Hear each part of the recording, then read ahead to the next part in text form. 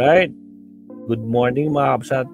Pag-usapan naman natin itong isa mga kabsat na si, malamang alam nyo na nangyari dito. Ito. Marcoleta slapped with perjury complaints over non-disclosure of 112 million campaign donate. Nako po, kinasuhan siya.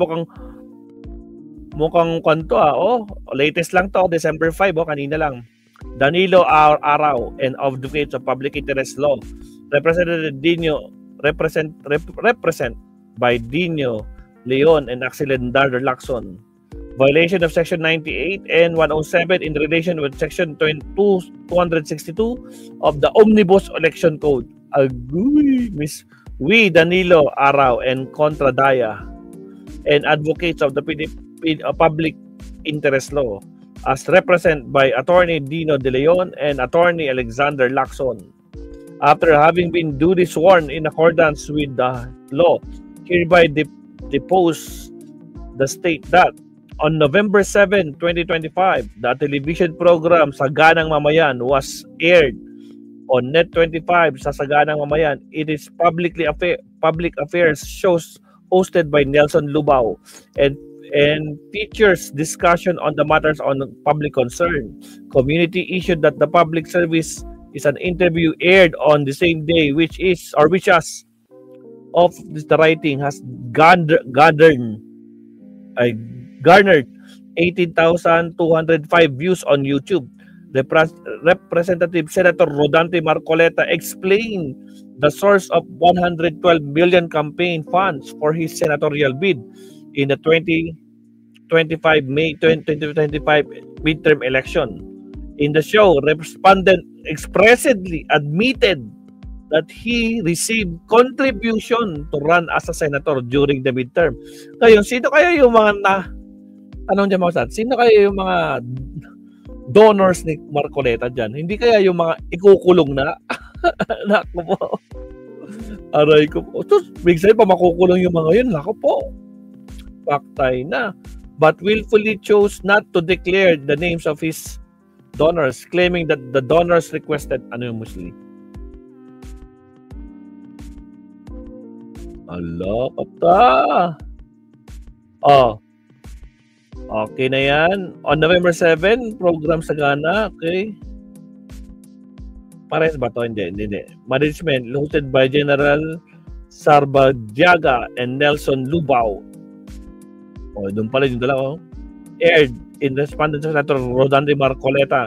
Respondent appeared regularly in a Friday episode of the program. On November 8, a clip interview was posted at YouTube since accumulated more than 19,000 views as the time of writing of this complaint. It shows that the respondent discussing the source of his 112 billion campaign funds for May 2012 senatorial elections. In particular, respondents admitted that he received campaign contributions but did not disclose them in the SOSE. Ayan.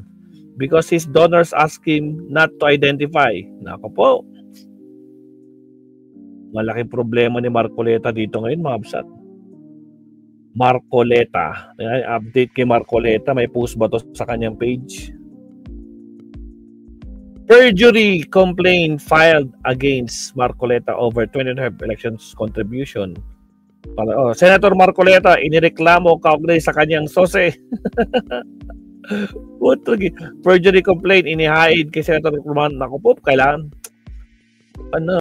mamomroblema talaga siya dito, mabsat. Sa sakit ang ulo niya dito. So, ayan mabsat, si Marcoleta. May post ba siya? Meron siya ditong explanation dyan. Tinangan natin, silipin natin. 9 hours ago, Sagana. Puro Sagana, ito na naman, no?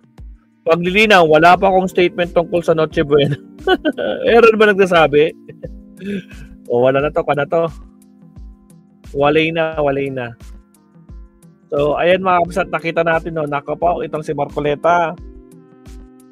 Nag-file na sila ng kaso, mga kapsat. Perjury, no? Ibig sabihin, panloloko, perjury, no?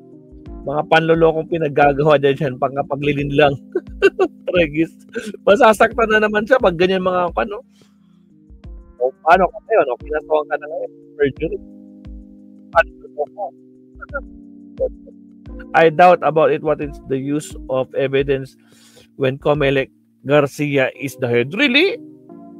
May nakakita ng tao mas kupal na hanggang ngayon bulag sina nagawa ang maglustay ng kabad ng bayan. Diba?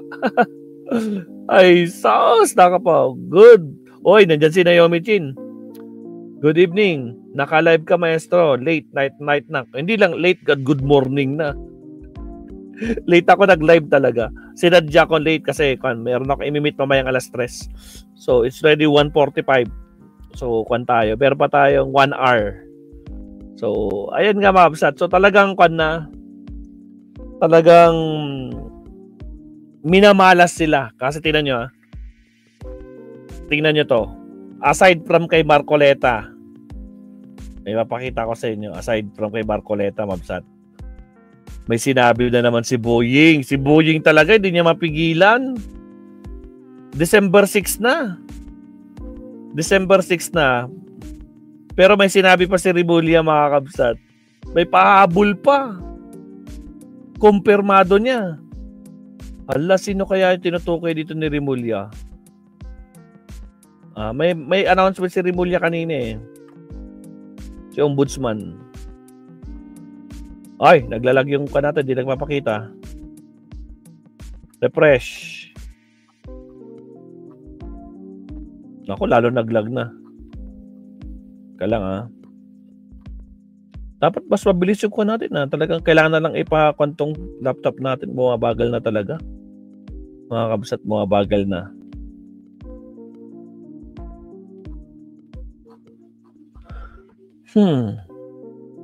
Meron dito yung ito mga kabsat.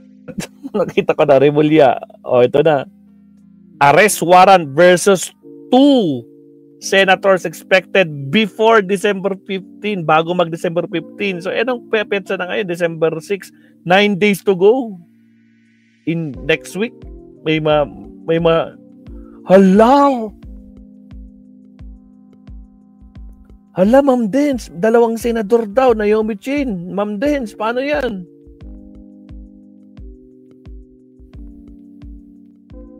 Hala! Paano yan? Sinong senador yan? Boying, grabe ka naman. Bakit mo naman? Nako po. There will be warrants of arrest. Maa-aresto at ikukulong. Warrant of arrest. 2 senador before December 15 and more. Bakit? Parang tahimik sila. Allah. Paano yan? O sabi dito, Ombudsman Crispin Rimulya disclosed the arrest of against 2 senators are expected to be issued before December 15 as the case against them are set to be filed before the Sandigang Bayan in coming dates. Naka po, may makukulong nga. May magpapaskong senador sa kulungan. Ala kata. Boying, wag naman ganyan. Mabibisit na naman sila pag ganyan ang mga binabalita mo. Masakit sa kanila to. Ala kata. Grabe naman. Tragis. Ako po, nakapumapsat. Exciting to. Sabi ko, may aabangan tayo next week. Marami tayong aabangan next week. Alright, Mapsat. So, ito, tayo. Mag-isang topic tayo kay attorney. Maraming salamat po again sa mga bagong pasok. Nako po, mga pasabog sa mga kay Marcoleta at sa 2 senador. Paubos sila ng paubos. Yung minority block. Nako po. Ang sakit dito po, tragis. OMG. Nako po. Good luck. O siya, sige, mag-next topic tayo kasi nag-iiyakan yung mag-garapata. Alright, countdown ulit tayo, Amsat, anak ng kamote. Countdown muna tayo.